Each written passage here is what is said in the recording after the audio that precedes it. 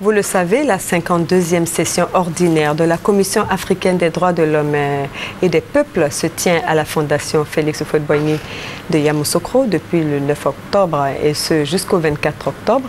Le ministre des droits de l'homme et des libertés publiques, Coulibaly Nguénéma Mamadou, a présenté jeudi les grands axes de la politique gouvernementale sur les droits humains.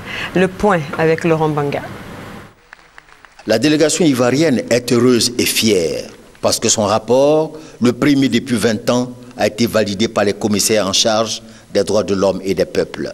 Tous ont trouvé le rapport excellent et édifiant, car tout y est, force, faiblesse et perspective des droits de l'homme en Côte d'Ivoire. Mais avant cela, le ministre est revenu sur les grandes questions soulevées la veille par les commissaires. Nguénéma Coulibaly a apporté des réponses aux préoccupations exprimées. L'univers carcéral, le personnel de la santé, l'éducation, les déchets toxiques, l'introduction des droits de l'homme dans la formation des forces militaires et paramilitaires, la nationalité, le protocole de Maputo, etc. Morceau choisi.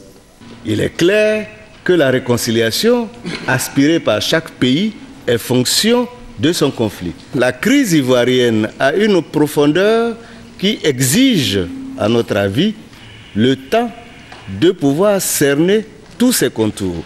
Donc nous avons une stratégie qui va prendre du temps, qui va épouser les formes de notre conflit pour déboucher sur une réconciliation vraie et durable. Le défi de l'adéquation formation-emploi. La Côte d'Ivoire a une base de données sur la situation des personnes diplômées qui n'ont pas encore pu accéder à leurs premiers emplois.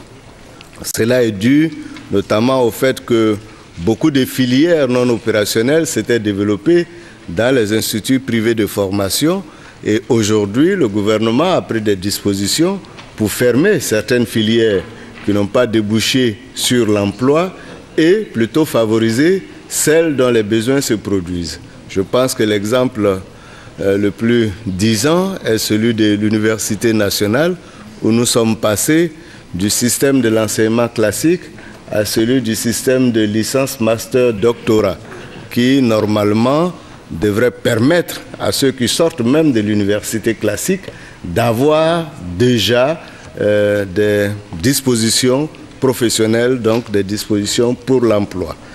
Rassurés par toutes ces réponses, les commissaires et leur présidente Catherine Atoki ont noté l'engagement ferme du gouvernement ivoirien à prendre une part active dans la protection et la promotion des droits de l'homme et des peuples.